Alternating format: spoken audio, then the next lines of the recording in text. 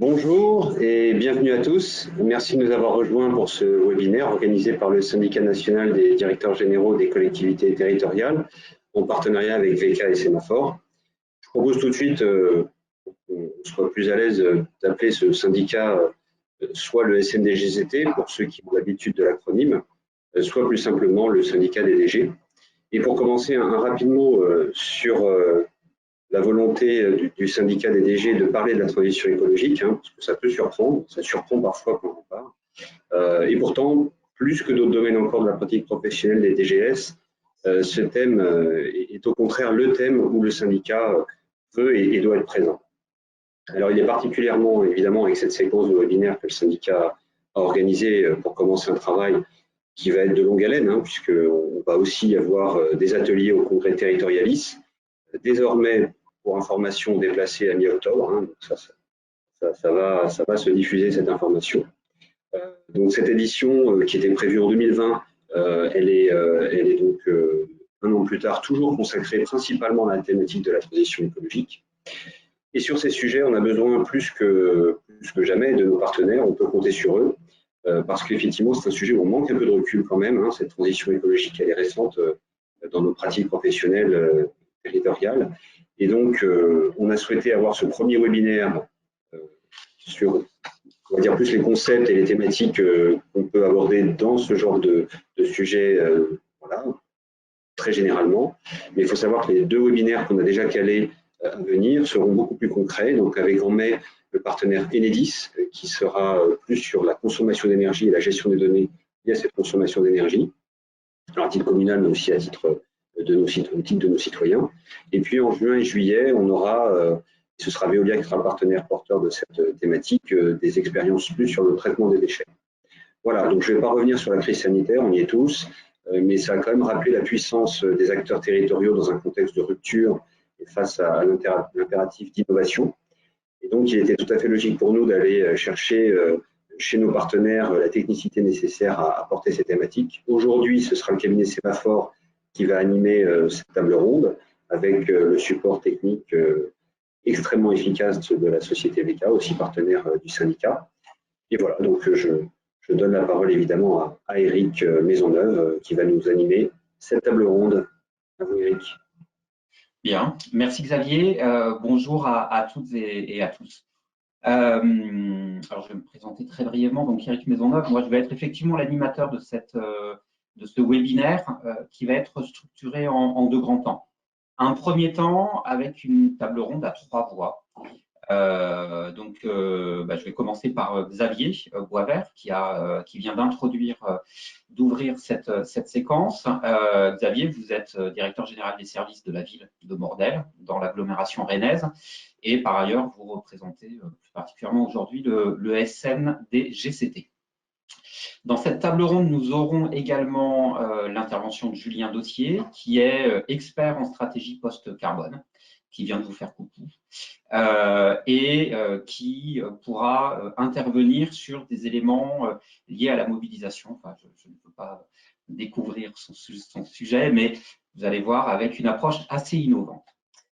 Le troisième intervenant est Emmanuel Couette, qui est ancien président de la métropole de Rennes et ancien maire de Saint-Jacques-de-la-Lande et qui, par ailleurs, a rejoint aujourd'hui le cabinet Sémaphore. Donc, nous travaillons tous les deux ensemble régulièrement. Cette table ronde va durer à peu près 45 minutes. C'est l'idée pour que nous ayons un temps d'échange du même ordre de grandeur.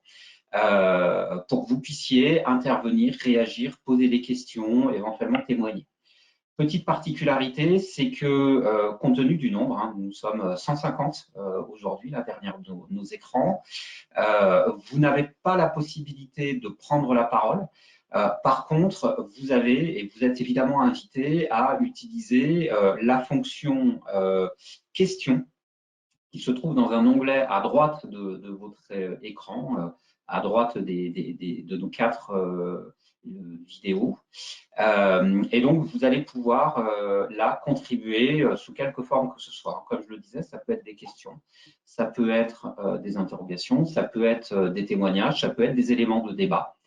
Et ce que je vous invite à faire, c'est de ne pas attendre l'ouverture du temps de débat pour commencer à alimenter ce fil. Et évidemment, dans le temps d'échange, nous allons reprendre l'ensemble de vos contributions pour nourrir ce débat. On va maintenant rentrer vraiment dans le vif du sujet. On parle de transition écologique et climatique. Bon, on est tous d'accord, ce n'est pas un sujet nouveau, ce n'est pas un sujet récent. Ce qui est peut-être nouveau, c'est qu'on parle de plus en plus d'urgence. Ce que je trouve intéressant, c'est peut-être de prendre un peu de recul historique. J'ai fait un peu d'archéologie et j'ai découvert qu'en 1824, par exemple, le principe d'effet de serre a été découvert par Joseph Fourier, mathématicien, physicien célèbre.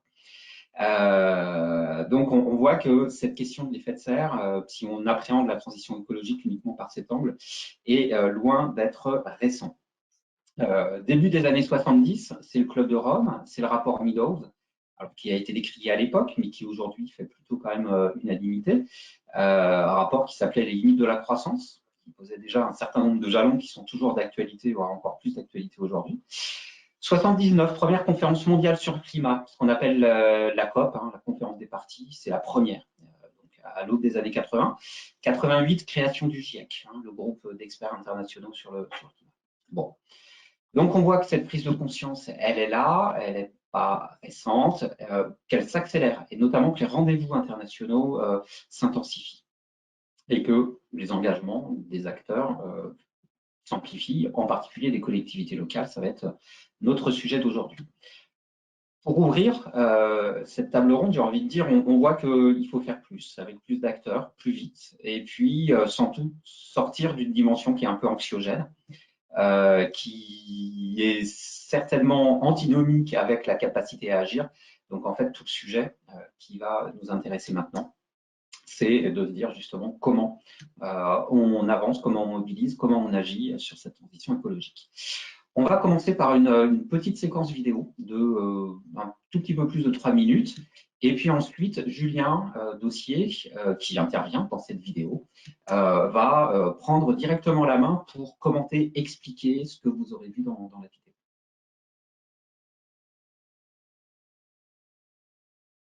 Bonjour. Et donc, cette vidéo a été tournée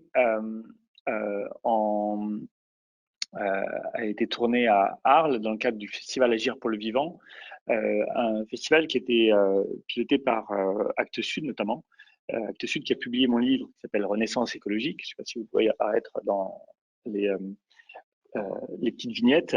Et le propos introductif là, que vous avez pu voir motive une action pour enrayer une dynamique à l'œuvre. Et on peut se demander où nous pouvons agir face à ça. Et c'est là où j'ai utilisé Renaissance écologique, donc une fresque inspirée de la Renaissance, que je vous montre maintenant, qui va nous servir à piloter cette extrême urgence. Donc on a devant nous un temps qui est déjà écrit. Et nous avons passé là le mandat on démarre tout juste le mandat 2020. C'était un extrait du rapport de neutralité carbone que j'avais coécrit pour la mairie de Paris.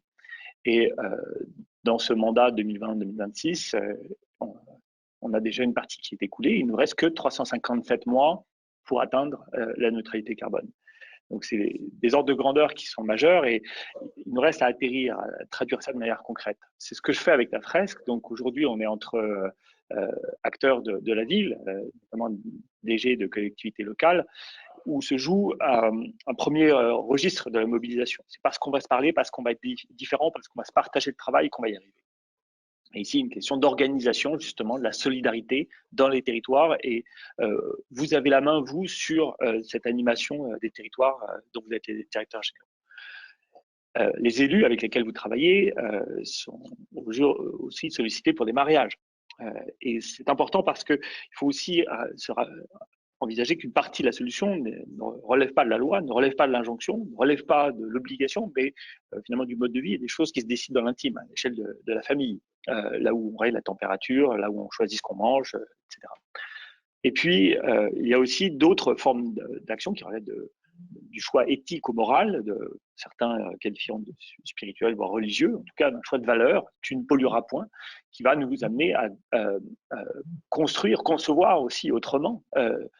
Notamment ici, on sait qu'on va devoir bâtir à partir de bois, on va devoir entreprendre la rénovation des bâtiments, on va devoir transformer la façon dont on mesure la richesse, dont on la partage, transformer également la façon dont on utilise nos temps collectifs. Et là, la culture nous manque avec la pandémie, mais elle nous permet, quand on a l'occasion de se retrouver, de consolider nos valeurs communes, nos références, nos ambitions, et puis également les pratiques. C'est dans les festivals qu'on a appris à utiliser les gobelets à usage multiple et non pas unique, et les toilettes sèches, etc. C'est une question de changement d'usage qui interroge notre rapport à la propriété avec l'économie circulaire, la mutualisation, etc. Donc, nos références culturelles évoluent et en pratique, nos modes de vie changent. C'est une question d'éducation. Les plus jeunes autour de nous sont en mobilisation forte et attendent de nous aussi une transmission et un espoir. Et j'insiste sur cette dimension d'espoir en ayant en tête les drames psychologiques qui se jouent en ce moment dans les chambres d'étudiants qui sont très isolés, qui ne mangent pas à leur faim, etc. Donc, pensons à eux aussi comme ressources qu'on va pouvoir amener à entreprendre, amener à sortir de cette phase de sidération devant l'ampleur de la tâche et à se projeter dans un monde où il est possible d'agir. Alors, agir, là encore, et pour vous, l'organisation de la cité, elle se joue dans les filières d'emploi, avec des sites qu'il faut reconfigurer, des friches industrielles dont il faut imaginer l'avenir, des bâtiments qu'il faut transformer, en jouant également sur ces questions d'urbanisme où vous affectez des besoins de mobilité, vous définissez des modes de transport avec des accès et des aménagements qui sont soit pour le vélo, soit pour ici la mobilité de proximité, notamment pour les livraisons. Les aménagements de commerce éphémère, notamment des marchés, sont essentiels. On a vu leur importance pendant la crise. Et puis des aménagements de sécurité alimentaire, notamment. On a perçu l'importance d'avoir accès à des réserves alimentaires et pouvoir mettre en culture rapidement les zones que nous considérons comme paysagères, mais qui peuvent devenir productives, des zones où on se retrouve, où on partage également des transmissions. Le vélo n'est pas limité à la ville, même si évidemment c'est dans la ville qu'il a le plus de sens, là où on a des distances plus courtes à parcourir, mais avec la mobilité, avec assistance électrique, on peut parcourir des distances plus longues. Inspirons-nous de ce qui se passe aux Pays-Bas, on a une densité de pistes cyclables beaucoup plus forte qui change la pratique. Également, pensons à l'évolution de notre parc automobile. Et là aussi, c'est une revitalisation des garages qui se dessine pour pouvoir transformer les véhicules en circulation, pouvoir retirer les moteurs thermiques et les remplacer par des moteurs électriques. Ça, c'est aussi une façon de revitaliser les territoires productifs.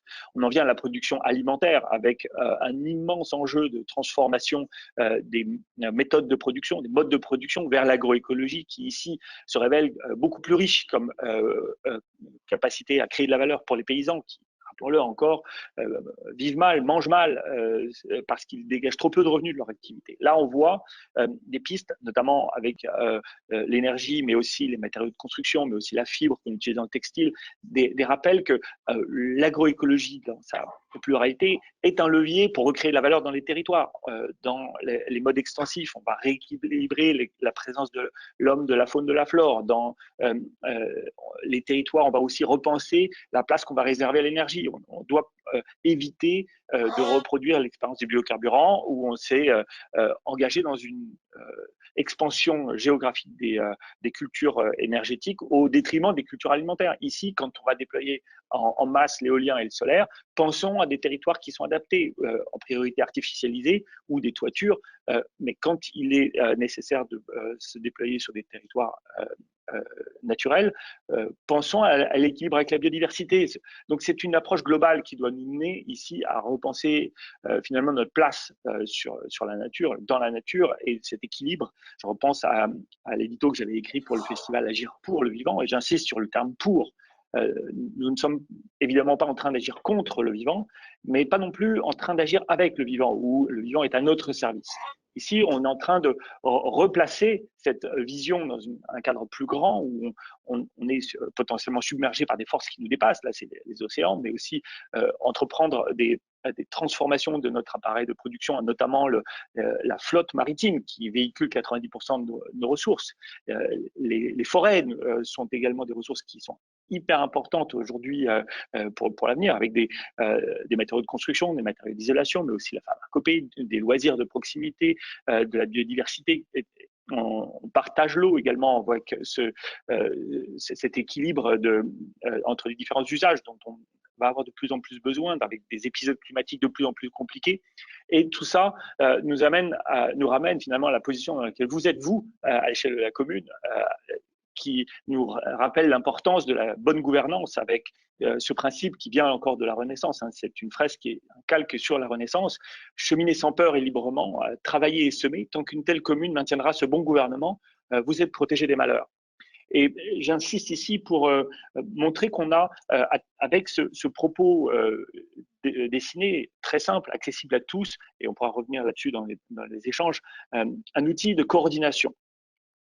Et c'est en ça un outil de gouvernance, parce qu'on va pouvoir déployer ce même outil dans plein de milieux différents. Vous avez reconnu dans différents milieux dans lesquels vous habitez, des milieux denses, des milieux ruraux, et on va pouvoir déployer cette fresque de cette manière-là. Donc, c'est un des enjeux qui se joue aujourd'hui et que je suis ravi d'aborder avec vous. Alors, on a vu cette fresque. Oui, on a vu cette fresque, on a vu cette inscription finalement dans le temps. Tout à l'heure, vous disiez il reste 357 mois pour agir, oui, dans le cadre des objectifs de l'accord de Paris. Alors justement, le calendrier qui est devant nous, comment est-ce que vous le voyez? On peut là encore se servir de la fresque pour répondre à cette question de la planification. Parce que dans la fresque, on a la partie basse qui relève des usages finalement d'une distance assez courte dans le temps, avec des choses qu'on peut activer en moins d'1 an. Rencontrer quelqu'un, tomber amoureux, se marier, ça se fait dans l'année. Je trouve que c'est une histoire vécue dans ma famille. Mes parents se sont rencontrés en mai 68, en novembre 68, ils étaient mariés. Mais parler avec ses voisins, on peut le faire immédiatement, organiser un concert. Certes, c'est compliqué en mode sanitaire, mais à l'extérieur, on peut faire des choses. Et puis, en tout cas, organiser en famille de la pratique musicale, on peut le faire. Un marché, ça se monte en quelques jours. Reconvertir une pelouse pour en faire une zone maraîchère, ça se fait en 60 jours. Et on peut choisir immédiatement de basculer chez Enercop ou d'autres coopératives ou d'autres fournisseurs d'énergie renouvelable, ça se fait instantanément. Donc là encore, 0-1 an, c'est l'amorce. C'est ce qu'on peut faire immédiatement en mode dégradé et faisons-le. Parce qu'en parallèle, on doit entreprendre des projets de transition qui sont typiquement ceux sur lesquels vous avez matière à vous exprimer, à prendre des décisions en tant que DG de collectivité territoriale. C'est des questions d'aménagement des sols, des questions d'organisation des systèmes de transport, des questions d'occupation de l'espace public, de partage de l'espace public, de filières de recyclage, de zones et d'équipements de recyclage, d'équipements en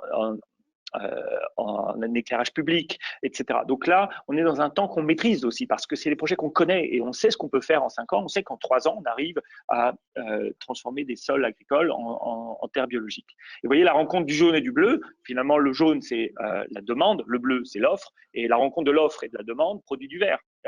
À long terme, on a la possibilité de mener des chantiers de transformation de grande échelle qui nous mettent sur la trajectoire de la neutralité carbone. Et là, j'insiste sur les 10 premières années qui nous mènent jusqu'à 2030 finalement. C'est ce pas de temps qu'il faut absolument réussir parce que c'est à la condition d'avoir réduit effectivement nos émissions. Alors, on souhaiterait que ça soit 60% comme l'a voté le Parlement européen, 55% comme l'a validé la Commission européenne, beaucoup plus ambitieux en tout cas que le texte qui est actuellement en discussion au Parlement. Donc vous, en tant que DG de collectivité territoriale, vous avez la main. C'est sur vous que finalement repose le plus grand espoir parce que vous allez être les opérateurs de cette transition. Et donc c'est ce que je développe moi plus largement dans le livre et je vous encourage si vous voulez à mettre à scanner le QR code qui est là pour accéder au site renaissanceécologique.fr sur lequel vous pouvez poursuivre l'expérience et voir d'où vient cette fresque, etc. Mais là, on a un véritable enjeu de mobilisation collective. Bien, je crois que le message est clair. Il y a à la fois un enjeu de mobilisation collective et puis il y a un séquencement dans le temps. Vous proposez ces 3 phases finalement. La première phase à court terme sur les usages avec des actions très concrètes que vous avez dont vous avez pu témoigner. Une deuxième phase sur la première étape de transformation des infrastructures qui renvoie effectivement sur des compétences en particulier d'aménagement. Et puis, une deuxième phase de transfo des infrastructures encore plus profondes. Tout ça dans un calendrier de 10 ans. Je crois ce qui est intéressant maintenant, alors vous avez évoqué les DG qui sont là présents. Peut-être avant de voir ce rôle-là, qui sera le troisième temps de notre table ronde, c'est de faire un petit détour par l'échelon politique et de voir notamment comment des élus peuvent s'emparer du sujet, peuvent se mettre en mouvement. Alors évidemment, je me tourne vers Emmanuel. Hein. Ouais, vous avez été pendant un mandat le président de Rennes Métropole. Je crois que ce qui est intéressant, c'est de voir quand on préside aux destinées d'un territoire de cette taille, de cette dimension, et quand on a la possibilité de mobiliser finalement une diversité d'acteurs, eh bien, qu'est-ce qui fait qu'on se met en mouvement, comment on appréhende ce sujet, et puis comment est-ce qu'on arrive à concrétiser et à avoir des effets concrets. Bien, merci, merci Eric. Bonjour à toutes et tous. Donc effectivement, j'ai ce matin une double casquette. Je vais m'exprimer essentiellement au titre d'ancien élu, mais je suis depuis quelques mois maintenant au sein des équipes de Sémaphore dans des fonctions de conseil auprès des organisations publiques. Mon point de départ, ce sera de revenir en quelque sorte sur les 20 dernières années, très rapidement je vous rassure, en ayant constaté dans mes fonctions d'élu cette montée progressive à l'agenda politique, en quelque sorte, de la question du développement durable, du défi climatique, et avec une accélération extrêmement nette ces dernières années dans la prise de conscience, à la fois dans la prise de conscience des élus, des administrations, et dans la prise de conscience des citoyens, notamment depuis la COP 21. Et ce qui me frappe au cœur de mon propos, c'est aujourd'hui une forme de consensus sur les objectifs à toutes les échelles. L'Union européenne, modulo ce qu'a dit Julien Dossier à l'instant sur je veux dire, les écarts de pourcentage entre les différentes instances de l'Union européenne, mais globalement, à l'échelle européenne, à l'échelle nationale et même à l'échelle du territoire, il y a un consensus objectif, il n'y a plus vraiment de climato-scepticisme, et les parties prenantes s'entendent assez rapidement sur la nécessité d'agir. Et si je prends les documents qui rassemblent en quelque sorte à l'échelle locale ces ambitions, les PCAET, les plans climat, en général, ils sont assez ambitieux et en général, ils font l'objet d'un vote très majoritaire ou quasi unanime dans les instances. Et pourtant, parce qu'il y a un mais, ce sera le cœur de mon propos, il y a un décalage entre les objectifs affichés, de mon point de vue, les moyens mobilisés, et du coup, déjà quelques années après le vote de ces documents, des écarts entre les effets attendus et puis la réalité des premiers résultats. Comme s'il y avait en quelque sorte une difficulté à embrayer et comme s'il y avait un décalage en quelque sorte de rythme entre les nécessités imposées par l'urgence climatique et puis la capacité de mise en action des organisations publiques et notamment des collectivités locales. Et donc, je vais juste en 2 ou 3 mots parler du plan climat de Rennes.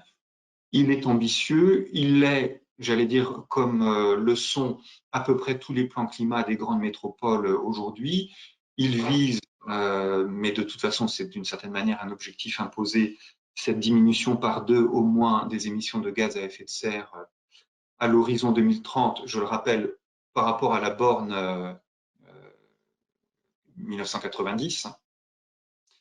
Et il prévoit, je vous en donne juste les grandes lignes, sur un certain nombre de leviers décisifs, des ambitions chiffrées sur la mobilité qui représente en gros un tiers des émissions de gaz à effet de serre sur à peu près tous les territoires. C'est l'objectif d'une croissance de 85% de l'usage des transports collectifs, mais largement appuyé sur la livraison dans quelques mois d'une deuxième ligne de métro. Et surtout, j'y reviendrai, c'est faciliter, accompagner, susciter, provoquer la révolution des usages parce que ce que nous montrent les enjeux de mobilité, c'est que en matière de développement durable, les changements d'usage peuvent parfois avoir des effets bénéfiques bien supérieurs à des politiques publiques lourdes mobilisant des moyens. J'y reviendrai en conclusion. Et donc, révolution des usages, c'est effectivement de s'attaquer à la question de la voiture solo, qui est le point nodal en quelque sorte des difficultés en la matière. Sur le logement, juste deux objectifs, mais beaucoup d'autres territoires les reprennent. L'objectif d'avoir 100% de logements passifs à l'horizon 2024 parmi les logements neufs, enfin, pour les logements neufs qui sont construits, mais surtout parce que la problématique du logement, c'est évidemment pas les logements que l'on construit aujourd'hui ou que l'on va construire demain, ce sont les logements existants, la nécessité d'engager une rénovation thermique extrêmement ambitieuse, extrêmement soutenue, et donc ce sont des moyens budgétaires très importants qui sont mobilisés pour passer en gros de 1500 logements rénovés chaque année sur le territoire à 6000. Donc, un gros levier sur le logement, un gros levier sur la mobilité, comme à peu près tous les plans climat des métropoles, des agglomérations, et même pour celles qui sont évidemment le plus engagées, pour beaucoup de communautés de communes et de communes. Et je pense que les DGS qui sont autour de cette table virtuelle n'en disconviendraient pas. Après, donc, j'essaie de m'interroger sur c'est quoi les freins, les éléments de blocage, les résistances qui empêchent de traduire de manière opérationnelle, efficace et immédiate, en quelque sorte, ce qui aujourd'hui fait consensus. Et là, je pense qu'il ne faut pas se voiler la face, et il faut nommer les difficultés pour mieux les affronter et mieux les surmonter. Il y a un premier sujet qui est évidemment un sujet budgétaire et financier, c'est-à-dire que cette borne à moins 50% des EGS à 2030, c'est une borne qui implique des ruptures. Ça ne peut pas être simplement des inflexions, des amplifications. Ça implique à tel ou tel endroit, de mon point de vue, des ruptures. Et il faut dire qu'en la matière, les moyens publics qui sont à mobiliser sont importants. Je vais prendre deux exemples très concrets. L'État a tourné pendant des années et des années autour d'un dispositif d'incitation fiscale pour la rénovation thermique, mais en réalité, à chaque fois que le dispositif était présenté, il y avait immédiatement des freins de Bercy, pour nommer le ministère, pour réduire la dépense. Il semble que cette fois-ci, pour la première fois avec MaPrimeRénov', malgré une difficulté, une certaine complexité qui demeure, il pourrait y avoir enfin un passage à l'échelle et un effet masse, puisqu'on parle de peut-être 800 000 dossiers déposés en 2021 et qui du coup impliquerait un effort de l'État de 2,5 milliards, ce qui n'a jamais été fait jusqu'à présent. Même chose pour les transports collectifs. Si on veut faire un effort considérable, ce sont les politiques publiques locales les plus coûteuses pour développer l'offre de transport collectif et donc de transport propre. Je vois que je prends un peu, voilà, je suis un petit peu long, donc on pourrait évoquer la question des freins à l'emploi dans la problématique création d'emplois et opportunités liées à cette transition versus destruction sur un certain nombre de filières, mais je ne veux pas être trop long. Il y a ensuite des freins culturels, et ceux-là, il ne faut pas non plus les évacuer parce qu'on n'est pas dans un système où on peut imposer ou décréter. Il y a des freins culturels sur la question de la mobilité, parce que la relation à l'automobile et la relation notamment pour un certain nombre de générations à l'économie de la possession, ce n'est pas rien. Et donc, si on nie cette difficulté-là, je pense qu'on ne peut pas bien traiter la question. Je pense qu'il y a des évolutions culturelles autour des modes de consommation, mais qu'il faut accompagner. Et puis, avant-dernier point, il y a aussi, ponctuellement, pas toujours, mais ça existe et il ne faut pas se voiler la face, parfois des difficultés du côté politique à assumer un certain nombre de ruptures dans ce qu'elles signifient très concrètement par rapport à des usagers ou à des citoyens. Je vais prendre deux exemples hyper concrets, mais chacun est convaincu de la nécessité d'économiser les sols, d'économiser cette ressource première que constituent les sols, protéger les espaces naturels et les espaces agricoles, notamment urbains et périurbains, mais pas que.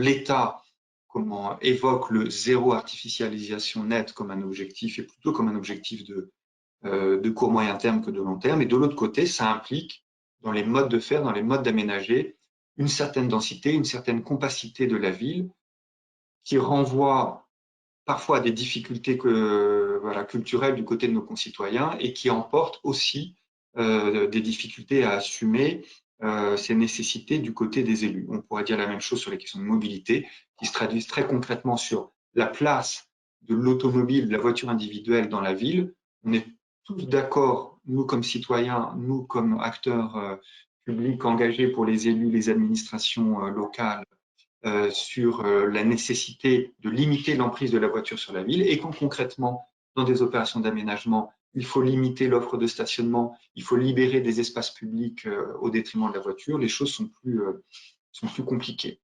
Alors, une fois que j'ai un peu listé toutes ces difficultés, pour les nommer, pour les affronter, pour les surmonter, moi, je vous livre quelques convictions issues donc de mon parcours d'élu. Je pense qu'il faut absolument, en la matière, décentraliser. Pourquoi? Pas comme un réflexe pavlovien d'élu qui considère que l'État est toujours un peu incapable et que par nature, les collectivités locales seraient plus agiles. Mais quand on examine très concrètement quelles sont les sources d'émissions de gaz à effet de serre autour de l'activité économique, du logement ou de la mobilité, et qui est réellement compétent, quels sont les leviers en termes de compétences juridiques pour affronter ces difficultés, eh bien, on retombe en réalité pour l'essentiel sur le bloc local, sur la responsabilité des communes et surtout des intercommunalités. Sur la mobilité, compétence des intercommunalités. Quand on évoque la question thermique dans les bâtiments ou la question énergétique, on est sur la compétence aménagement des collectivités, communes ou interco pour l'aménagement, ou énergie, dorénavant les intercommunalités.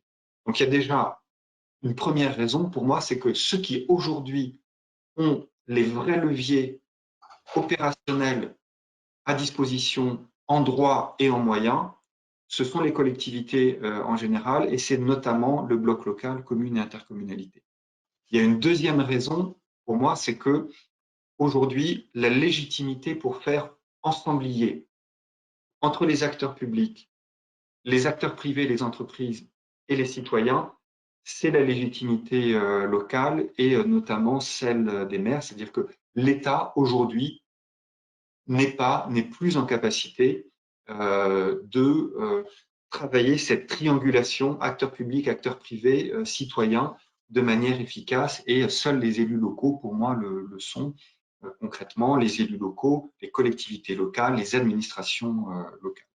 Et puis, dernier élément, et puis j'ai été long, j'en termine là, pardonnez-moi, aussi parce que la question des initiatives locales et de la proximité, elle est décisive. C'est-à-dire que la capacité de conviction, d'entraînement, d'appui aux initiatives locales, elle est quand même bien celle des collectivités de premier niveau que sont les communes et les intercos.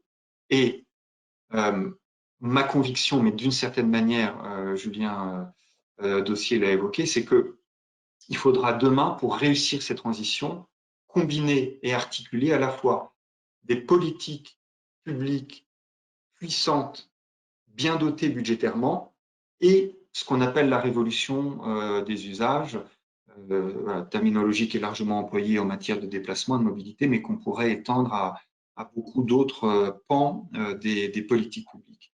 Et donc, si on veut combiner les deux, c'est quand même bien en proximité que ça se fait, et c'est quand même bien dans la rencontre entre ce qui va être un mouvement ascendant des citoyens, des communautés locales qui sont le plus à même de favoriser ces changements d'usage, rencontre de ce mouvement ascendant avec des politiques publiques locales puissantes.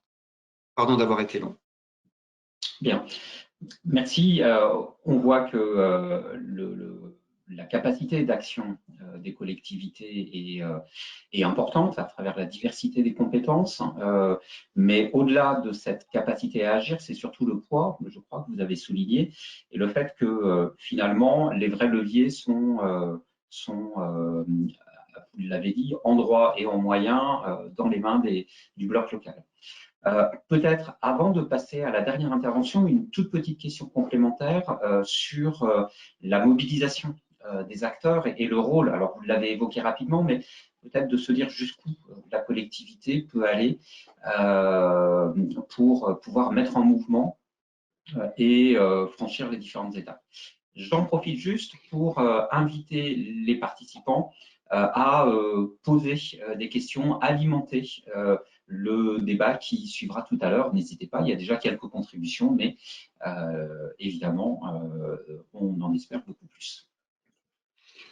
Alors, la question de la mobilisation de tous, c'est-à-dire les acteurs et les citoyens, elle est évidemment absolument décisive. D'abord, il faut rappeler, et on l'oublie toujours un peu, que les plans climat, ce ne sont pas les plans climat des collectivités locales, ce sont les plans climat du territoire. Et donc, normalement, il y a une dimension, mais qui est parfois insuffisamment traitée, qui est de s'intéresser aussi et de mobiliser aussi les acteurs privés et d'appuyer les initiatives locales.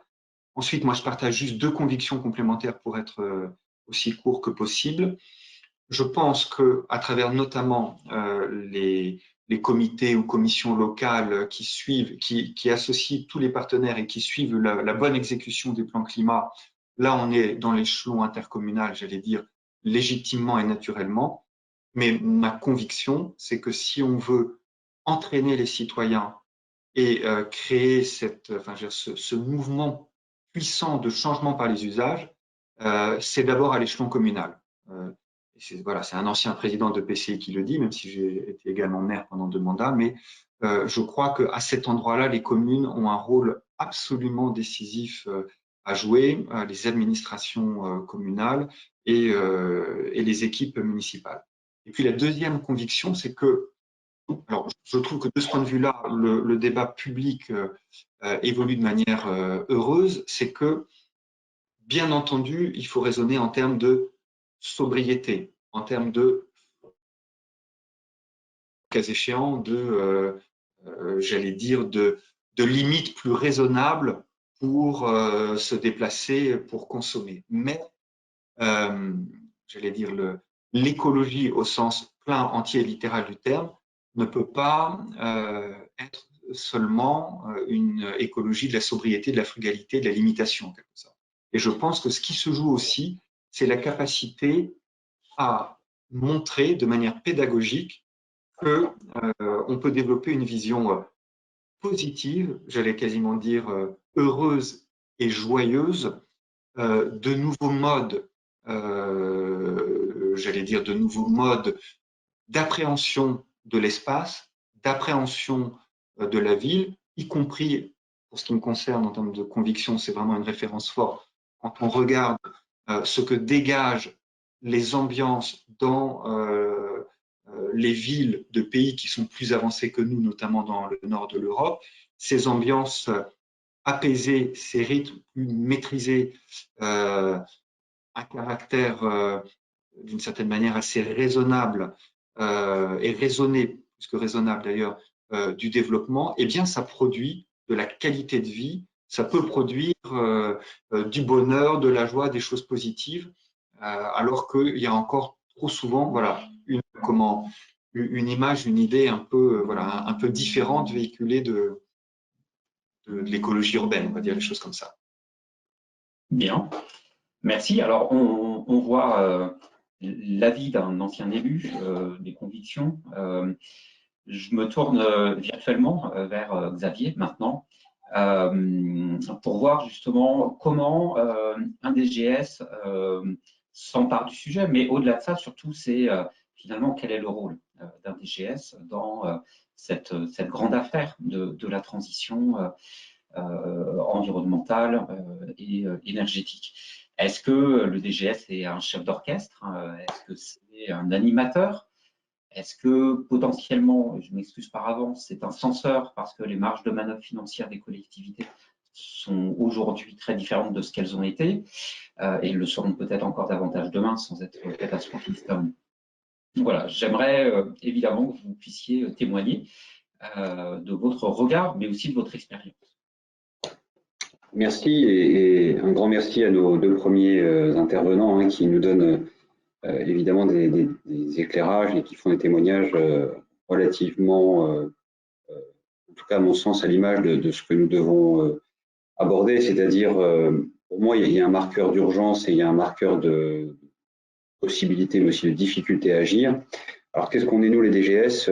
Si on est un chef d'orchestre, je pense qu'on a une bonne partie de la partition qui est à improviser, qui est jamais très agréable et très facile à faire. Si on est animateur, le projet, qu'il soit pédagogique ou autre, il est quand même assez flou. Donc on a du mal à faire ce rôle-là. Censeur, on l'est toujours en tant que DGS d'une certaine façon, mais comme le rappelait notamment un ancien maire, un ancien président d'exécutif local, il faut toujours l'être de façon positive, sinon la censure n'a pas de sens, en tout cas n'a pas de sens dans l'action publique. Voilà, là, sinon c'est autre chose qui se joue. Moi je pense que justement, ce qui se passe aujourd'hui, c'est le manque de temps. Si je peux faire un résumé rapide de mes 10 années de DGS, je me suis aperçu que c'est pour ça que le terme de métronome que Julien Dossier utilisé à la fin de la première vidéo et finalement qui transcende un peu tout son propos, la notion de métronome, la notion du temps, c'est ce qui va aujourd'hui décider ou pas de notre capacité à agir, à relever le défi. Et ce que j'ai envie de retenir, moi en tout cas des deux premières interventions, c'est qu'il y a quelque chose qui se passe, mais il y a quand même un corps social qui a du mal à accepter les fameuses ruptures dans les transitions. Et nous, c'est un petit peu du coup un positionnement. On se retrouve au milieu d'une tension finalement entre un vouloir et un pouvoir qui sont relativement écartelés. Et c'est dans ces moments-là, je trouve que le métier de directeur général de service est le plus dur. On va y revenir, mais plus en détail. Mais c'est vrai qu'aujourd'hui, on est responsable de beaucoup de choses en tant que DGS. On doit parler de beaucoup de choses et à beaucoup de personnes, à beaucoup d'intervenants, que ce soit l'État, etc., tous les acteurs du territoire.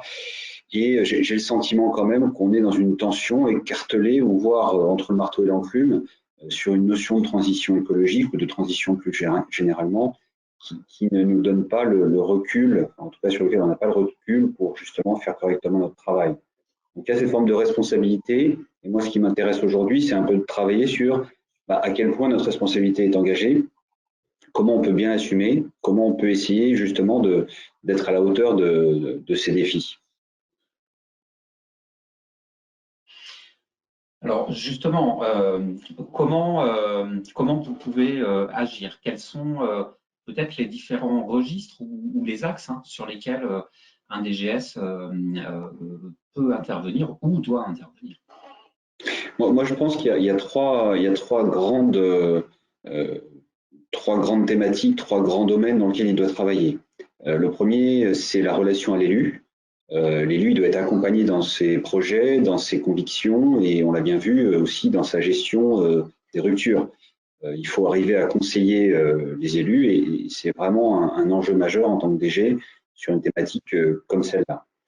La deuxième grande thématique, la deuxième grande famille de questions à poser pour moi, c'est celle évidemment de l'administration, qu'il faut arriver à convertir à la transition écologique, c'est quand même pas rien, et je dirais ça partout et dès que c'est possible. Et je pense enfin que le rôle du DGS, et ça relève le responsable local, et nous en sommes, c'est vraiment de procéder, de participer, de favoriser l'alignement des acteurs du territoire. Je vais y revenir rapidement à la fin de mon propos, mais c'est vraiment cette troisième dimension que je trouve la plus à la fois intéressante et nouvelle, parce que là, on sort un tout petit peu du cadre habituel, à mon avis, du rôle d'un DGS, en tout cas tel qu'il s'est construit dans les décennies précédentes. Alors, à toute seigneur, tout honneur, je vais essayer d'être concis pour laisser la place quand même aux échanges, mais j'avais envie de vous partager cette impression-là.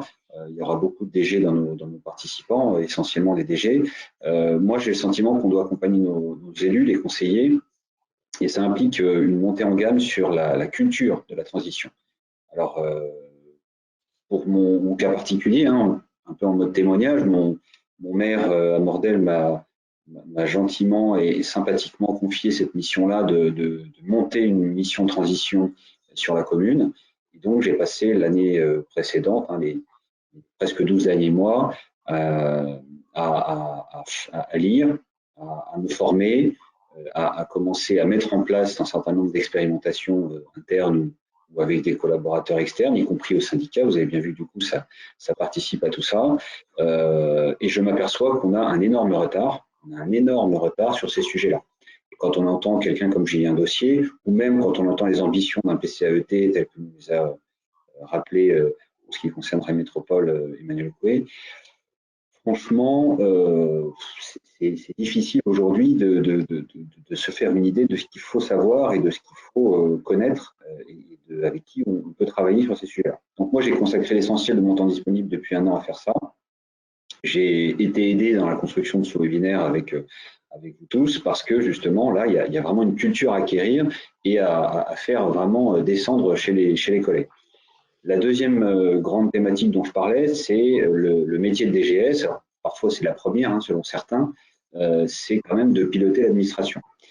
De ce point de vue-là, il y a tout un apprentissage aussi, donc c'est ce que j'avais commencé à imaginer au travers du Conseil des élus, tout un apprentissage des agents, des structures, des collaborateurs, des partenaires, des gens avec qui on est en contrat aussi, hein, parce qu'on a lancé un certain nombre de marchés publics de longue durée, où comment on fait évoluer un cahier des charges.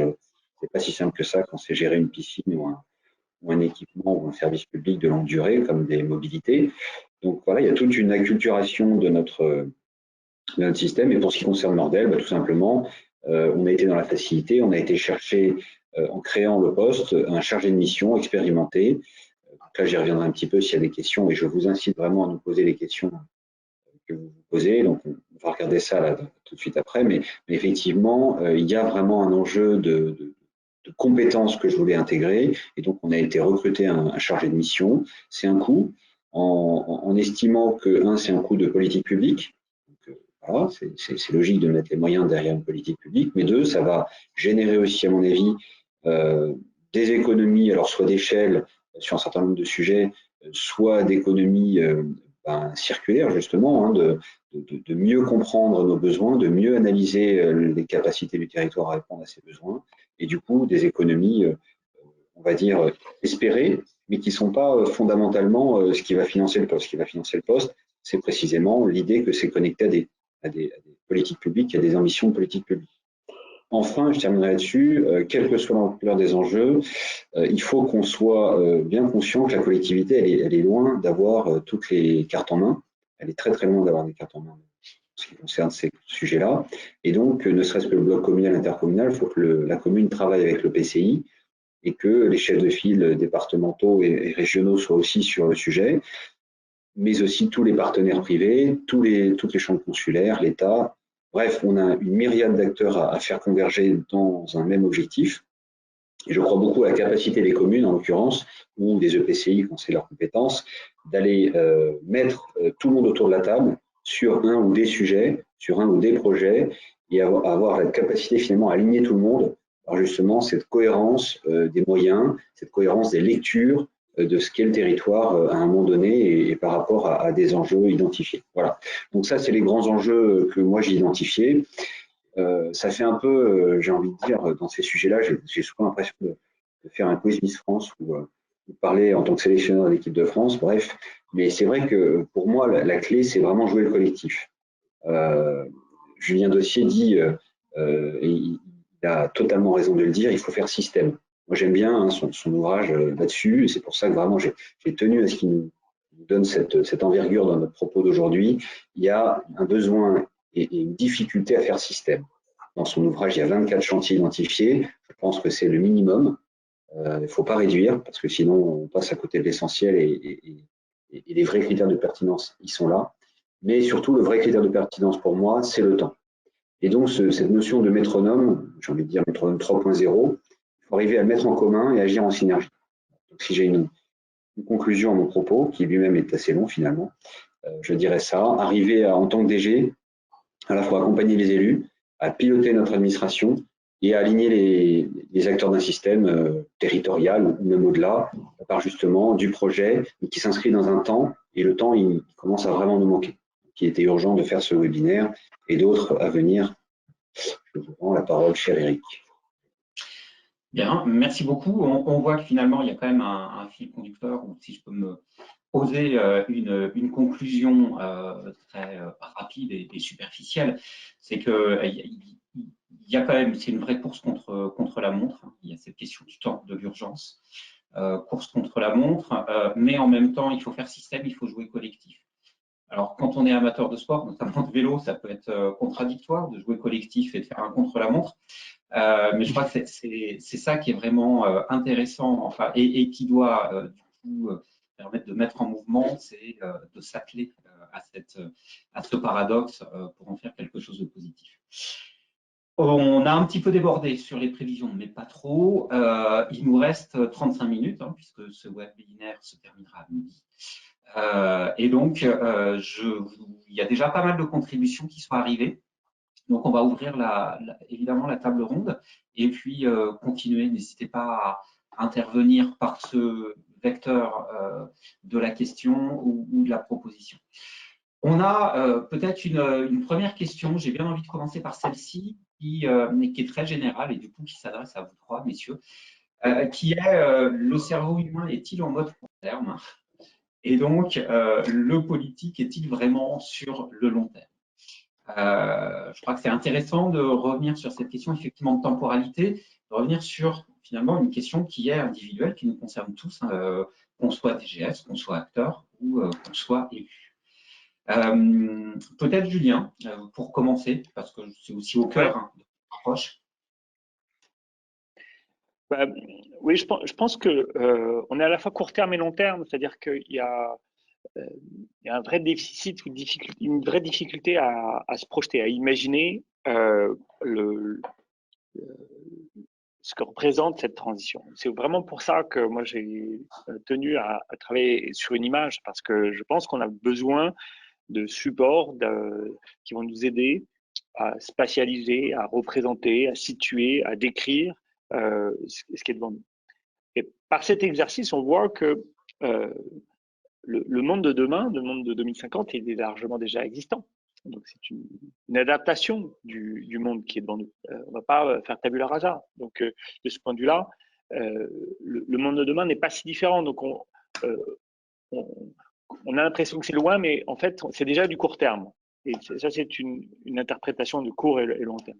Mais en même temps, le déficit de planification ou le flot de l'urgence nous amène à agir sur des temporalités très courtes où là, on peut perdre le fil, on peut perdre cette vision d'ensemble et on peut perdre justement le lien avec les chantiers qu'on doit entreprendre, etc. Donc pour moi, ce qui se joue à travers cette question de la tyrannie du court terme, et je vous encourage aussi à relire le discours de McCarney, le précédent gouverneur de la Banque d'Angleterre, qui a publié un texte remarquable qui s'appelle « La tragédie des horizons » et qui montre vraiment qu'on a une difficulté à valoriser les projets dans le temps long et à les concevoir dans le temps long. Et ce qui se joue, c'est notre capacité à planifier. Et pour planifier et dépasser cette tragédie du court terme, je pense qu'on a besoin d'outils, et d'outils qu'on va pouvoir partager. J'insiste sur le partage et la distribution des outils pour que nous puissions agir à grande échelle. On a évoqué différents outils de gouvernance territoriale, et on pourra revenir dessus peut-être sur la question de la synchronisation qui me semble aussi importante que la planification.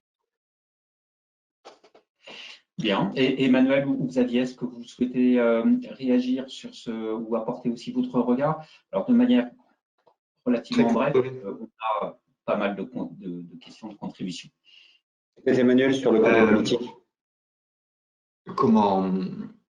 Pour prolonger ce que vient de dire Julien Dossé et rebondir sur la formulation de la question, ce qui est sûr, c'est que les élus ont le même cerveau que les fonctionnaires territoriaux et que les citoyens. Pourquoi est-ce que je dis ça? C'est que les élus, ils sont dans des contradictions d'exigences de temporalité qui ne sont pas si différente que celle qui nous traverse nous tous comme individus ou nos corps sociaux, enfin j'allais dire nos communautés. C'est-à-dire qu'il y a une conscience aiguë aujourd'hui, me semble-t-il, de ce qui est souhaitable et nécessaire.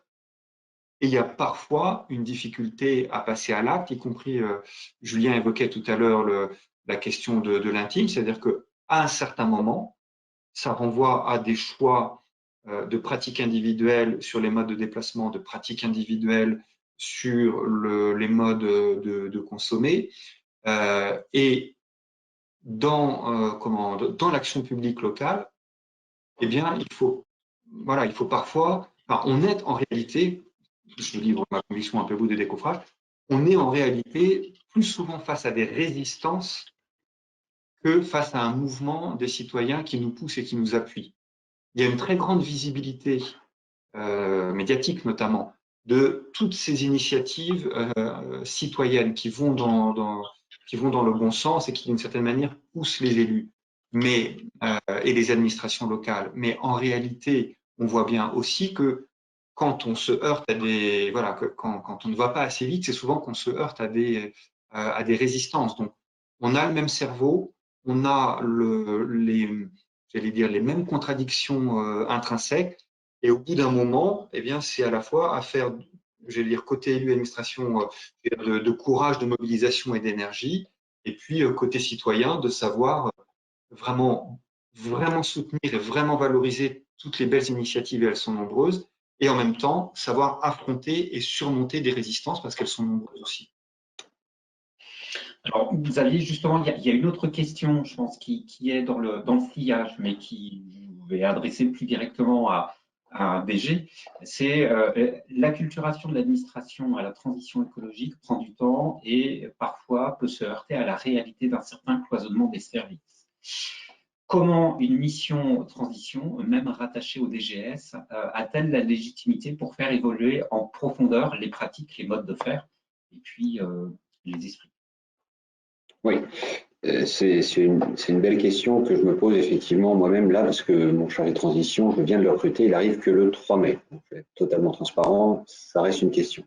Juste avant, pour conclure sur la partie le cerveau, qui me semble être une excellente et suprême question, il faut savoir que ce sera le sujet d'introduction du prochain congrès, puisqu'il est prévu de faire intervenir un neurologue et un philosophe sur justement, on va dire, un témoignage sur comment fonctionne le cerveau, justement pour appréhender la notion de transition. C'est pas neutre et c'est même, à mon avis, fondamental. Mais effectivement, ce que nos intervenants ont dit me paraît résumer l'essentiel. Pour ce qui est de la dimension, comment l'aborder en organisation, bah ça c'est propre à chaque organisation, on est bien d'accord. Ce qui me semble essentiel, c'est ce que le maire m'a demandé et ce que j'ai évidemment organisé de façon très précise, le rattachement suffisamment haut et suffisamment clair de cette mission de transition dans le système pour que ça irrigue et que ça concerne tout le monde. Donc, comme n'importe quelle mission d'audit, alors il faut savoir que je suis un ancien auditeur dans mon précédent métier pour le compte d'un ministère, je pense que l'idée c'est d'afficher un projet, c'est d'afficher une ambition, qu'elle soit politique ou administrative, en tout cas du niveau de la direction générale. Ça rejoint une autre question d'ailleurs qu'on me pose sur comment peut-on faire évoluer les achats publics en intégrant du développement durable ou toute autre question d'ailleurs. Hein. Moi, je suis particulièrement impliqué sur la question des marchés publics. Certains me connaissent de ce point de vue-là, voilà, avec une autre casquette plus associative. Mais effectivement, moi, je suis extrêmement impliqué sur ce sujet-là, y compris au syndicat d'ailleurs. Et je pense et je crois que tout tient dans la définition d'une stratégie, dans la définition aussi dans une communication interne qui énonce clairement les choses. On veut ça, et on se donne les moyens de ça. Et donc, pour en revenir à la transition, nous, le chargé de mission, il sera sous ma responsabilité.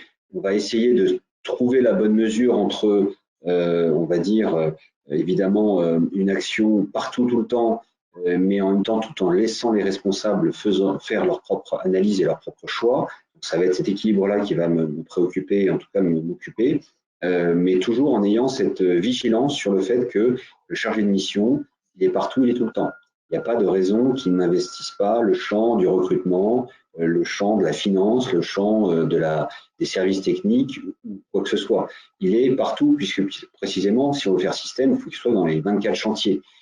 C'est pour ça que j'aime beaucoup Et d'ailleurs, Julien Dossier l'a redit, s'il a utilisé un support cartographié, c'est précisément pour s'adresser au cerveau dans tous les aspects du cerveau, y compris la visualisation des choses. Et je pense que dans l'organigramme, dans la façon de présenter, dans la façon d'organiser le travail de ces chargés de mission, quel qu'il soit, il faut justement éviter le cloisonnement. Moi, je trouve par exemple que ce qui se passe à Lille est très intéressant. Il y a une lecture budgétaire très intéressante sur le plan du développement durable, peu importe comment on l'appelle, parce que typiquement, moi, je n'utilise pas le mot développement durable. Quand j'utilise, j'ai un pincement au cœur parce que pour moi, c'est un non-sens. Il ne peut pas y avoir de développement durable. Donc, mais chacun ses mots.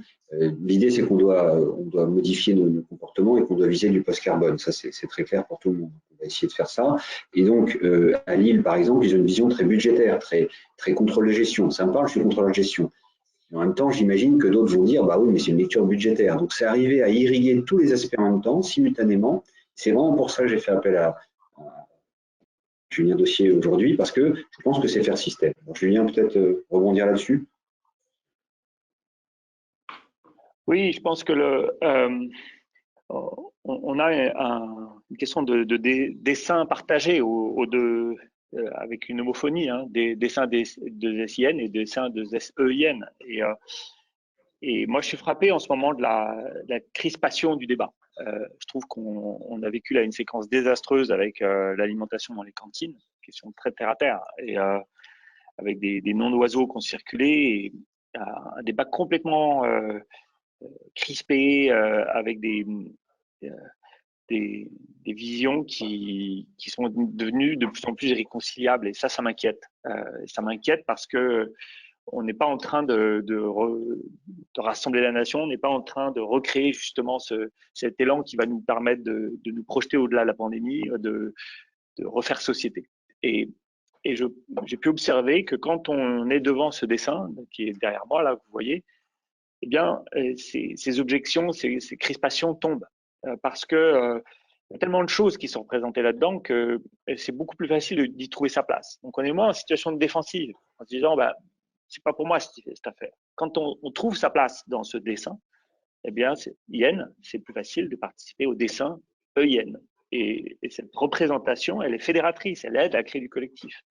Et en plus, elle est rassurante et elle apaise parce que, comme il y a tellement de choses à faire, on sait qu'on ne va pas pouvoir tout faire. Donc, forcément, elle induit la notion de collaboration au sein des équipes, mais aussi entre les territoires. On voit bien que ce n'est pas en ville qu'on va faire pousser les céréales qui vont nous faire la farine dont on va faire le pain, qu'on mange tous les matins en allant à la boulangerie.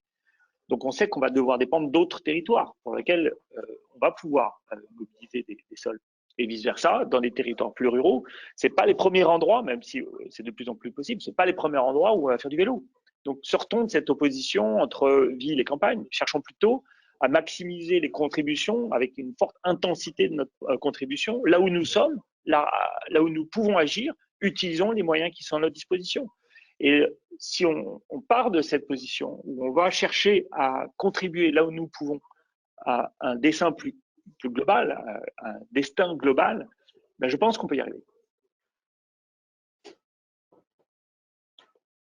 Ok. On ne t'entend pas, Eric. Oui, excusez-moi, mon micro s'est coupé. Oui, vos deux interventions, à travers elles, vous avez répondu à un ensemble des questions, effectivement, qui avaient été posées. Au-delà de la question du rôle et de la mise en mouvement du DGS vis-à-vis on va dire, du mur des consciences et du risque de sectorisation. Vous avez aussi évoqué effectivement une question qui était posée sur les achats et comment est-ce qu'en termes, on a des stratégies d'achat public, hein, une question sur ce volet-là. Et puis, il y avait également une question sur le recrutement d'un chargé de mission et sa place et le risque d'être isolé ou comment se joue la transversalité. On a d'autres interrogations. Je pense que je vais plutôt me tourner vers Emmanuel dans un premier temps, où on voit qu'il y a une question autour de la notion du temps et où la question, hein, je la lis, c'est les élus regardent souvent la notion du temps de retour sur investissement. des projets écologiques durables et mettre parfois les externalités positives au second plan des priorités budgétaires locales. Une question qui est liée pour partie, qui est la politique partisane locale ne vient-elle pas polluer, voire freiner l'action, notamment, par exemple, quand un parti comme Europe Écologie Les Verts est dans une majorité composite d'un exécutif ou dans une minorité. Bon, on voit que cette question-là, de l'approche et des mouvements politiques et de leur position vis-à-vis de cette question-là.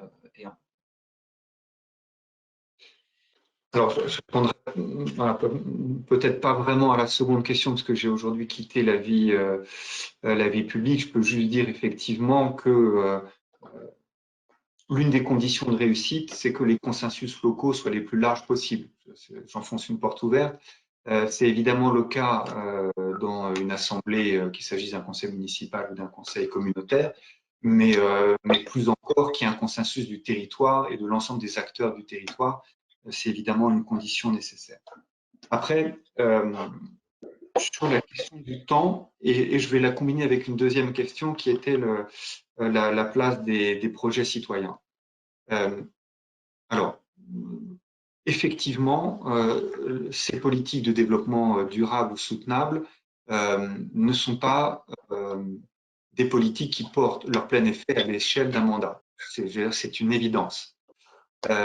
Compte tenu des enjeux, du retard, des moyens mobilisés, en réalité, c'est sur 2, 3, 4, je crois que Julien, tout à l'heure, s'était arrêté à 4 mandats. Bon. Et donc, effectivement, on sait que ça fait partie, et moi je l'ai vécu comme élu, y compris dans la relation de l'administration municipale, il y a cette tension au moment des arbitrages budgétaires entre ce qui va produire des effets, alors ce n'est pas tant le temps de retour politique au sens politicien, mais ce qui va produire des effets au bénéfice de la population à court terme, que l'on a souvent tendance à privilégier, et puis les effets de très long terme que l'on ne verra peut-être pas dans ces fonctions d'élus ou de DGS d'ailleurs, mais qui sont néanmoins nécessaires. Alors, comment en quelque sorte dépasser cette dialectique, mais qui est une dialectique d'ailleurs qui ne vaut pas que pour le développement durable. C'est-à-dire que le fait de lancer des projets qui n'aboutissent pas à l'échelle d'un mandat, j'allais dire, c'est quasiment consubstantiel à l'action locale. À mon avis, en jouant sur 2 niveaux, c'est-à-dire des politiques de long terme, le plus souvent sont portées à l'échelon intercommunal par le jeu des compétences, c'est-à-dire que les politiques de mobilité, les politiques d'aménagement à grande échelle sont des politiques portées par l'intercommunalité, articulées évidemment aux politiques municipales, mais articulées avec, me semble-t-il, l'appui à des initiatives locales ou la capacité à mettre en œuvre des actions, même modestes, qui ont une valeur emblématique, qui ont une valeur pédagogique. C'est-à-dire que, bien entendu, quand on évoque, comme c'est le cas dans la question, l'association des acteurs à la gestion des parcs, la création autour de l'agriculture urbaine, le foisonnement de toutes les initiatives locales, bien sûr que si on raisonne par rapport à l'impact sur les effets de gaz à effet de serre, c'est totalement marginal, voire, allez, disons-le, quasiment nul. En tout cas marginal, par rapport aux grandes politiques systémiques portées par les intercos. Mais vraiment, ça a une valeur, de mon point de vue, emblématique d'accélération de la prise de conscience, de représentation d'autres modes de faire, d'autres modes d'occuper, d'autres modes de vivre la ville, qui, elles, vont accélérer la révolution des usages, qui, elles-mêmes, combinées aux politiques publiques, peuvent amener le vrai changement. Et c'est pour ça qu'il ne faut pas dénigrer ou galvauder toutes ces micro-initiatives. Il faut être lucide sur le fait que ce n'est pas ça qui permettra d'atteindre des objectifs par rapport aux effets de gaz à effet de serre, mais il faut être vraiment ouvert et positif parce que c'est le foisonnement de l'ensemble de ces micro-initiatives, comment additionner les unes aux autres, valoriser, qui permettra cette accélération des changements de comportement et des nouveaux usages. C'est ma conviction en tout cas. Bien.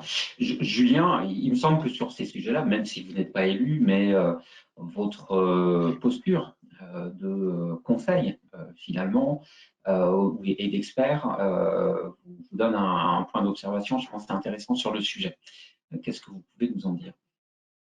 Oui, en fait, je voudrais faire part d'une expérience avec les plans d'adaptation au changement climatique. Vous avez peut-être eu à piloter ce genre d'exercice.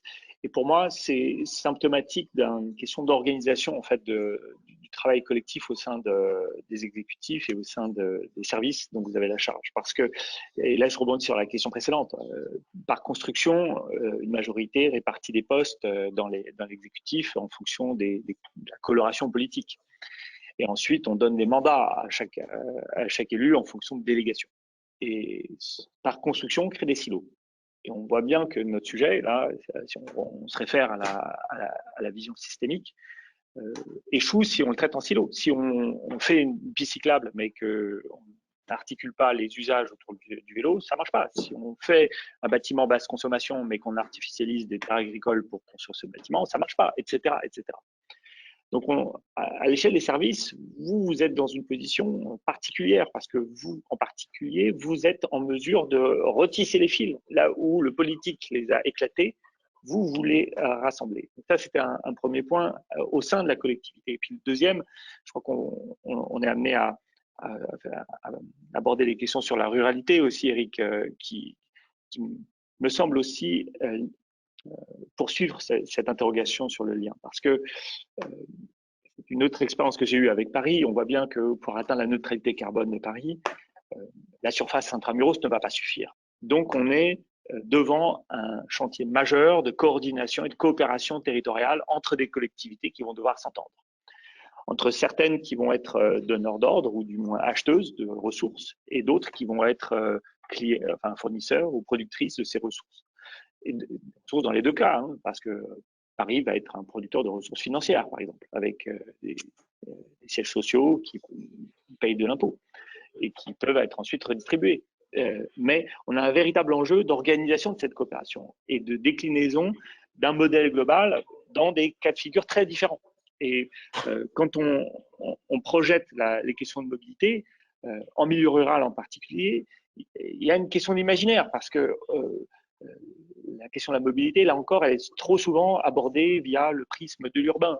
Et adaptons les discours, produisons des émissions de télé, des émissions de radio, faisons connaître les pionniers qui arrivent à montrer qu'on peut faire de la mobilité décarbonée en milieu rural.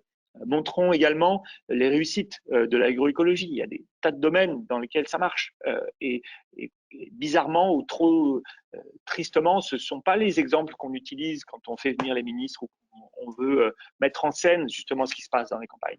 L'agroécologie est une source d'espoir, elle crée de l'emploi, elle régénère la biodiversité, elle crée des beaux paysages, elle permet de produire une diversification de la production agricole, donc de lisser les revenus sur le mois, de réduire les risques, etc. Il y a une vraie pédagogie à organiser. Et donc, on a devant nous aussi une mise en récit de cette question pour aussi convaincre la population qu'on est en train d'agir à la bonne échelle. Et je rebondis sur le point d'Emmanuel, on a une tension entre le temps dont on dispose avec des cycles très courts entre l'écriture d'un cahier des charges, la sélection d'un prestataire, la conduite de la mission, bam, le mandat est quasiment écoulé. Donc, il y a une fenêtre de tir très courte. Et en même temps, l'ampleur de l'action doit être majeure. C'est pour ça que moi, je plaide aussi pour qu'on puisse distribuer de manière systématique des supports d'animation de territoire qui vont nous permettre de partager le travail de manière synchrone. C'était un point que j'abordais tout à l'heure.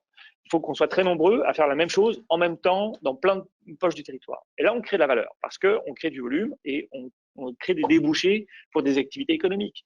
Et en plus, on est en train de franchir des paliers de transition parce que on atteint des seuils où on touche de plus en plus de monde. Et une fois qu'on a touché plus de monde, on peut enclencher un projet encore plus ambitieux dans le mandat suivant. Donc, il y a une question de progression qui se construit et qui s'anticipe. Alors, il y a une série de questions qui est, je pense, complètement dans le droit fil de ce que vous venez d'évoquer, Julien. On a trois interrogations autour de la question justement du système d'acteurs et de sa mobilisation. Une première question, je vous l'ai dit, c'est faire écosystème ne suppose-t-il pas de repenser de manière radicale nos modes de gouvernance et nos processus décisionnels, qui notamment l'intelligence collective et la gouvernance partagée dans les pratiques des collectivités. Une deuxième question qui évoque plutôt la question des initiés, en tout cas qui l'appréhende sous l'angle des initiés en disant ce sont eux les principaux porteurs finalement d'une transition. Les élus et autres DGS le sont, et pourtant les enjeux électoraux freinent toujours l'action. Comment faire pour que toute personne devienne initiée? Cette question de l'acculturation de la etc. Et dernier point, mais très en lien, c'est que nous n'avons pas le temps d'attendre que les enfants sensibilisés à l'école le soient, donc la carte mentale soit bien évoluer, mais du coup, comment on fait évoluer ceux qui ont passé ce stade pour combiner usage et projet. Ce que je propose, Xavier, c'est peut-être que vous commenciez pour répondre, peut-être notamment en particulier, si vous le souhaitez, sous l'angle de l'intelligence collective, de comment faire, quels outils on peut aussi mobiliser pour faire bouger les lignes. Oui, alors ce sont des questions relativement larges en fait, et il y en avait une aussi, Eric, vous l'avez évoqué, il me semble, mais sur laquelle je reviens, de l'intérêt commun. Il y avait une question sur comment on fait pour incarner ou identifier l'intérêt commun. Moi, je commencerai par ça. Si je prends le risque de résumer le contrat social de Rousseau, il définit très bien ce qu'est l'intérêt commun pour nous tous, c'est-à-dire que c'est en fait ce qui se dégage de l'opinion de tous si on enlevait tout ce qui est intérêt particulier finalement. Et à cela, j'ajouterais ma philosophe préférée, Simone Veil, qui dit finalement on se trompe beaucoup quand on analyse Rousseau, enfin quand on regarde cette idée d'intérêt commun, de l'intérêt général dont on parle souvent dans nos collectivités, y compris en tant qu'agent public, parce qu'on oublie qu'il faut deux conditions pour pouvoir le faire. Déjà, il faut que l'espace-temps de l'expression de cet intérêt commun ou cet intérêt général soit réel. Et là, on aurait 2 ou 3 webinaires, je pense, pour le faire, cette analyse, à faire cette analyse. Et aussi qu'il n'y ait pas, je pense qu'elle dit, qu'il n'y ait pas de passion collective qui vienne embarquer finalement tout le système dans la mauvaise direction. Parce qu'il y a aussi ce risque-là, on aligne, mais on va dans la mauvaise direction. Donc moi, je pense que pour rester dans notre rôle à nous, d'ensemblier, et j'aime bien l'idée de Julien qui dit, parfois, il y a beaucoup de choses qui nous font diverger. Et finalement, notre rôle à nous, en tout cas en tant que DG, c'est d'arriver à faire converger les choses, y compris la réconciliation entre des acteurs qui ne sont pas forcément réconciliables a priori. Et moi, je pense qu'il faut justement donner les moyens à tout le monde de s'exprimer. C'est-à-dire que typiquement, ce qu'on est parti pour faire, nous, à Mordel, à côté du recrutement et d'un certain nombre de moyens qu'on se donne, et de projets qui sont porteurs, et même parfois initiés par le maire précédent, c'est pas du tout l'apanage d'un maire et de son équipe, c'est une commune qui a tout à fait compris, à mon sens, individuellement et collectivement les enjeux de la transition écologique, aller responsabiliser les associations, aller chercher chez les associations aussi des idées, des initiatives, des moyens quand ils en ont, et quand ils n'en ont pas, d'aller faire aussi intervenir tous les autres acteurs, agences de l'eau, agences de la biodiversité, tout ce qu'on veut. Donc c'est vraiment un travail d'identification fine, et je suis d'accord, il faut qu'on se forme, nous aussi les dirigeants territoriaux à cet enjeu-là, et moi je crois que des supports comme la fresque de la Renaissance, mais il y a aussi la fresque du climat qui est un sujet, un support qui est aussi utilisé par pas mal de collègues. De toute façon, c'est quoi? Et je suis d'accord, on est déjà sur des postes DG, on n'a déjà pas le temps. Et c'est pas les collègues qui nous écoutent qui vont contredire là-dessus. Et certains ont déjà relevé cette difficulté-là. Eh bien, c'est tout simplement faire autrement ce qu'on fait déjà. Et c'est comme ça que je le vois. C'est-à-dire qu'il faut qu'on arrête de faire ce qu'on faisait avant et qu'on utilise vraiment, qu'on substitue à nos usages d'avant des méthodes qui sont justement modernes et d'aller chercher la compétence dès qu'on peut et d'aller chercher nos élus sur le fait qu'il faut qu'ils se donnent les moyens. Et on se donne les moyens à un moment donné quand on l'a compris. Voilà. Donc, je pense qu'aussi, on va avoir notre témoin élu qui nous confirme ça. Mais c'est pas évident quand on a une politique à porter d'avoir après la réflexion sur quels moyens il faut que je mette. Mais c'est un vrai dialogue en fait, pour moi, entre le DG et le président d'exécutif. Et Emmanuel, justement, je voulais vous interroger dans les 3 questions là, qu'on vient d'évoquer. Il y a également alors, la question de l'intelligence collective et de la gouvernance partagée. Je voulais savoir si, à travers votre expérience, vous avez pu éprouver ça et quelles conclusions vous expérimentez et quelles conclusions vous en tirez. Et c'est en lien aussi avec une autre remarque, pour le coup, que je vais vous lire parce qu'elle est très intéressante. Donc, c'est l'un de vous, DG, qui dit « Je trouve que la vision qui consiste à dire que les élus créent des silos et que les services jouent la carte de la transversalité est réductrice. » Et du coup, il témoigne de la propension des techniciens à parfois se retrancher derrière des approches très cloisonnées. Voilà, donc, il me semble que, Manuel, vous avez certainement des choses à dire. Moi, je partage vraiment ce dernier message, c'est-à-dire que la tentation de recréer des silos, j'allais dire, elle est consubstantielle pour moi à toute organisation, élus, fonctionnaires, collectivités territoriales, État, tout type d'institutions publiques. Et donc, le mouvement pour aller chercher la transversalité et l'effet système, c'est un mouvement volontaire et permanent, parce que ce n'est pas quelque chose qui se crée de mon point de vue naturellement. Alors après, mon expérience d'élu, ayant travaillé avec voilà, 2 ou 3 DGS différents, c'est que ces sujets-là, ils renvoient et au fonctionnement de l'équipe municipale et au fonctionnement et au mode d'animation du collectif des fonctionnaires territoriaux.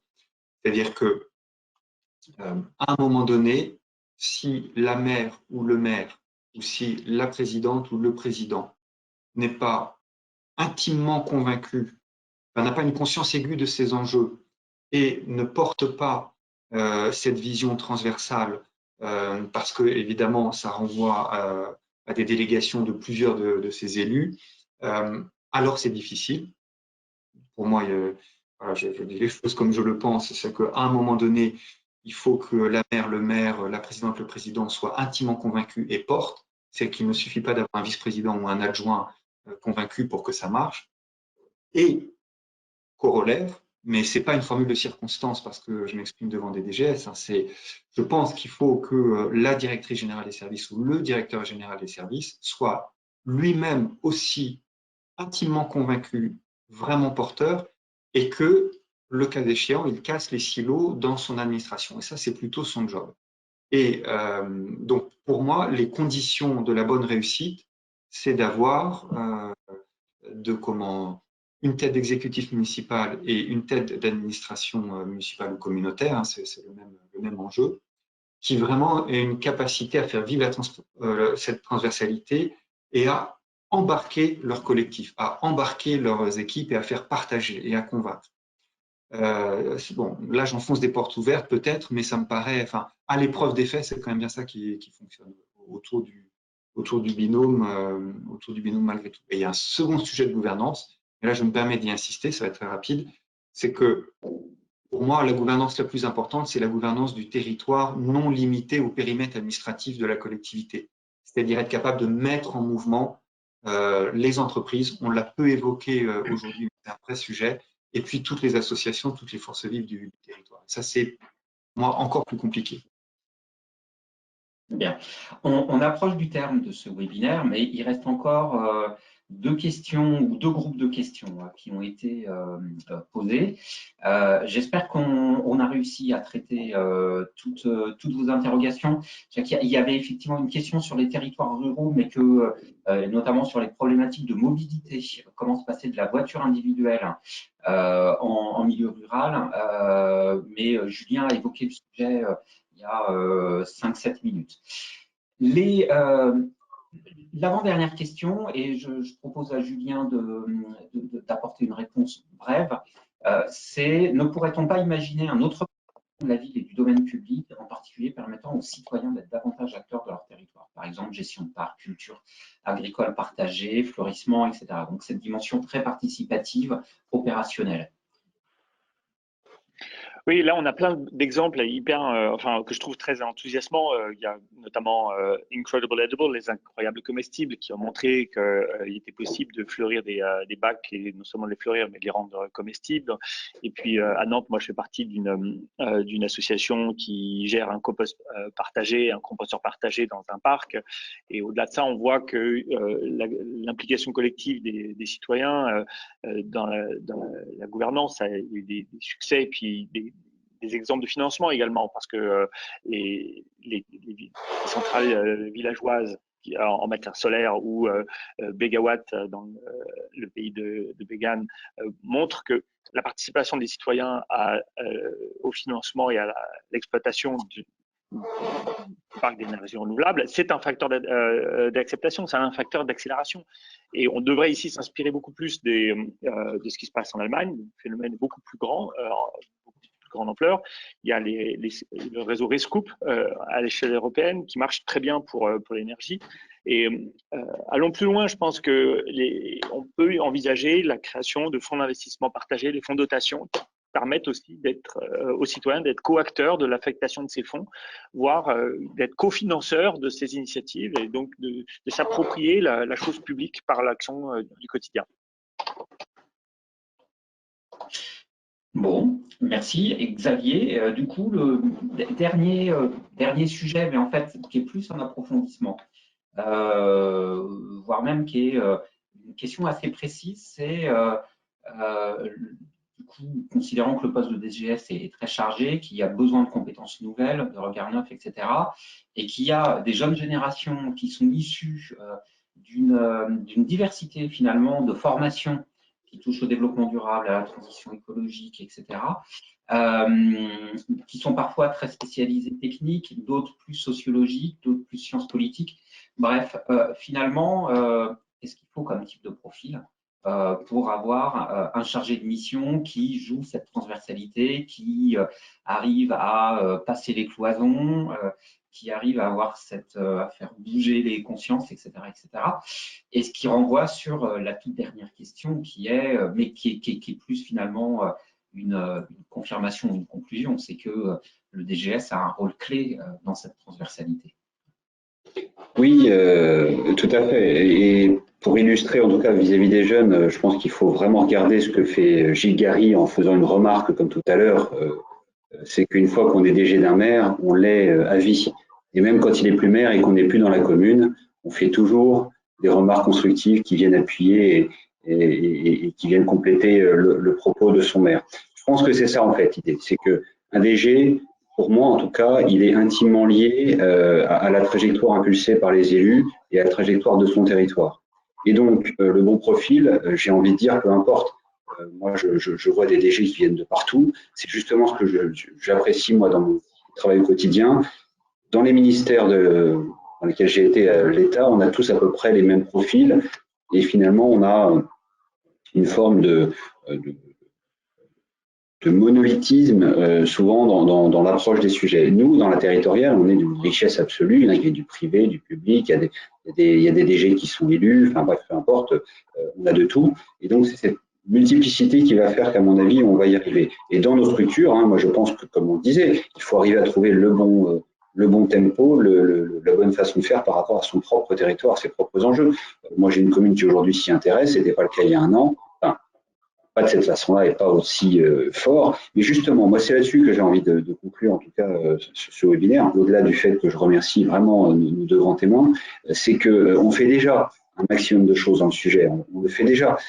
Je pense qu'il faut arriver à trouver les moyens, chacun, et collectivement aussi, de le faire plus, de le faire plus fort, de le faire plus vite. Et c'est tout l'enjeu. Et je pense que le syndicat là-dessus, il a un rôle à jouer, justement, de mettre en relation les gens, de mettre en exergue les problématiques des personnes qui sont en responsabilité. Et parce que justement, si demain on n'arrive pas à gérer cette responsabilité-là, on va pas y arriver, on va se mettre en danger professionnel. Et donc tout l'enjeu pour moi, c'est d'arriver à vous faire communiquer le maximum d'éléments, le maximum de pistes. Et franchement, je pense que là aujourd'hui, avec nos deux intervenants, on en voit des centaines. Mais d'arriver à faire le tri. Et ça, c'est pas simple parce qu'encore une fois, on n'a pas le temps et puis on a d'autres impératifs qui viennent percuter cet impératif-là aussi. Donc, ma conclusion, c'est qu'il n'y a pas de bon ou mauvais profil, pas de bon, voilà. mais il y a en revanche vraiment des gens qui arrivent à se mettre cette priorité-là sur le haut de l'agenda. Et si ça n'est pas effectivement le cas de leur territoire ou de leurs élus, eh ben, je pense qu'il est en bas de leur responsabilité d'y aller, comme de toutes les autres politiques et de tous les autres aspects de l'administration. S'il y a un défaut dans la RH, s'il y a un défaut dans la finance, c'est notre responsabilité que d'aller chercher à colmater les brèches et à remettre le bon niveau de préoccupation et de technicité dans nos services. Voilà, je conclurai là-dessus. Moi, j'avais ce besoin-là de technicité par rapport à un projet, j'ai été le chercher. C'est pas forcément le cas de tout le monde, c'était pas le cas il y a un an. Il faut arriver à coller à l'image que l'on a nous-mêmes de nos besoins et de nos impératifs. On est un peu débordé? Non, enfin, très légèrement, il est 12h04. Nous arrivons au terme de ce webinaire. Évidemment, nous vous remercions pour vos nombreuses contributions. Il y a une toute dernière contribution que je vais lire. Il faut aussi mettre en mouvement toutes les collectivités publiques ensemble, communes, EPCI, syndicats d'énergie, OPH, etc. Les éventuels clivages politiques ne facilitent pas toujours ce mouvement, mais je pense que c'est aussi ce qui fait l'intérêt à la fois de la fonction d'élu et du métier de DGS, si je peux le conclure. Bien, merci beaucoup. Bonne fin de journée, bon appétit. Et puis, merci à tous. Merci, bonne journée, à bientôt. Au revoir. Bonne journée à toutes et tous, merci beaucoup.